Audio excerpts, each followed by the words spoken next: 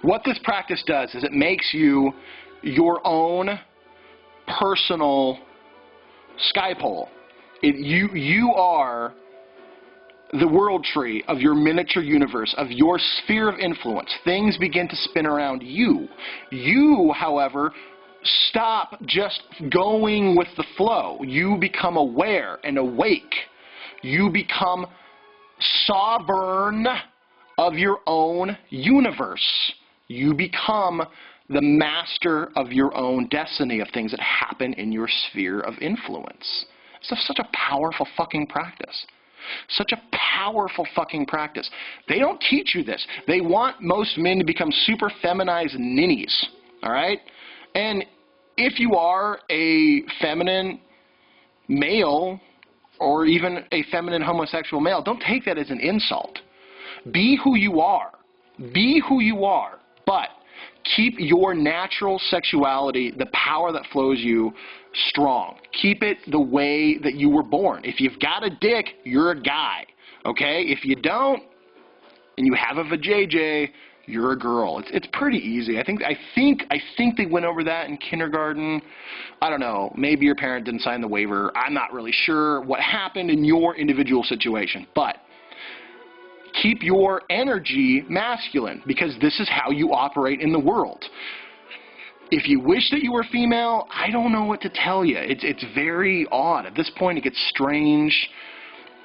Whatever. If you were born with it, however, on the rare occasion that you were born a mosaic hermaphrodite, there's actually, weirdly, I know the transition, and if you can somehow prove that you are, I will personally teach you that transition. But just in all likelihood, you're not.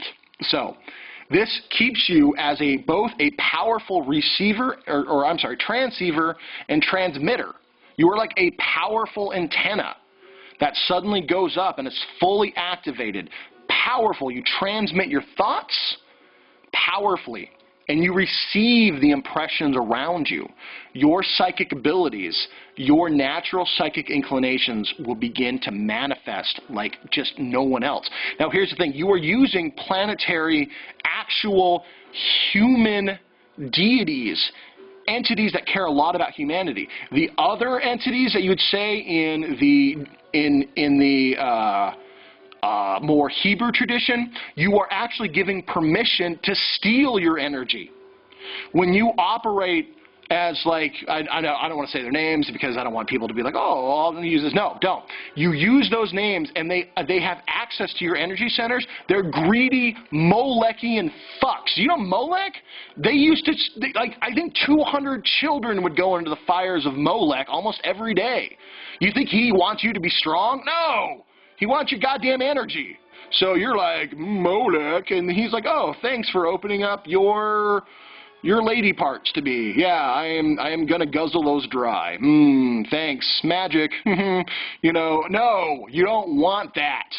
You want to work with entities that were at the onset powerfully linked with humanity.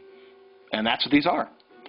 They give you energy. The others take it away. They rape it from you. Steal. They get you in there. You feel protected and safe, and then weird things seem to happen. Like, I just can't even tell you how many ceremonial magicians will just come up and be like, dude, I don't think I don't think my lesser banishing of the ritual pentagram works anymore. I don't think my middle pillar works anymore. I was like, yeah, well, it doesn't. It doesn't work for you. It works for the entities that it was designed for. Yeah, it works really well for them. It doesn't work for you anymore. So here's the interesting thing. So here's the downward, okay? The downward flow. People are like, well, you need an upward flow to keep balanced. Well, you're right. So let me draw it out. Maybe, yeah. So this requires the other spheres. So, you know, we have Saturn, we have Neptune,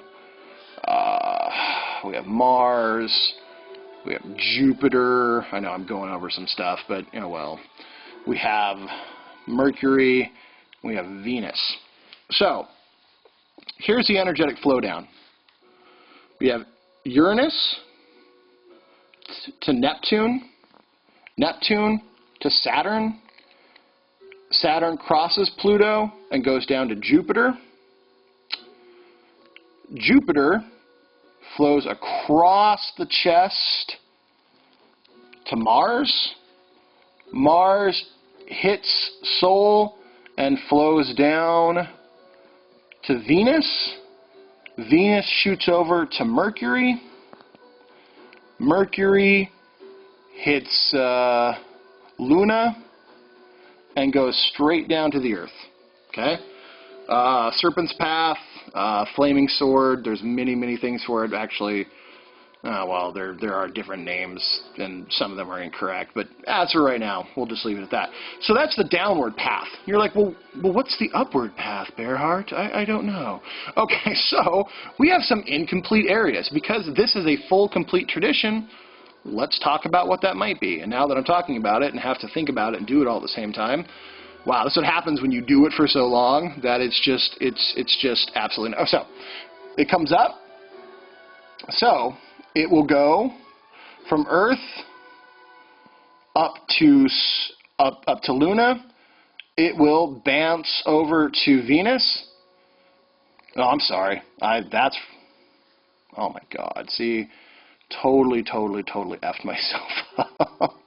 You're like, it doesn't have an upward current. It's proof right there. Okay, no, it totally does. Yes, so back to Venus, it'll shoot across to Mercury. Mercury will shoot up to Sol, and it'll go up to Jupiter. Jupiter will shoot over to Mars. Mars will shoot across Pluto, go up to Neptune. Neptune will shoot to Saturn, and Saturn will shoot to Uranus. Full spectrum coverage happens from that energetic alignment. The downward current, yes, it affects your spine. But within your spine is one particular layer that affects all other layers. You get full cross protection all over, and it's 3D. Well, technically it's also fourth dimensional, so it protects you in all times as well. It's full coverage. So what happens is it looks like this, okay? It creates what's called a star chamber. This is not necessarily the Makerba, although it's somewhat related. It creates a star chamber around you. Make sure I have time. Yes, I have time. So we'll put the little human guy in here. That's a really horrible stick figure, but oh well. Okay? It puts you in this kind of diamond-y shape. I know there's an actual word for it with this shape. Feel free to message me and tell me what it is and call me stupid for not knowing it. It puts you in this kind of shape. Now what happens is it puts you in a star chamber. So you have a pentagram this way, and then you have a pentagram this way.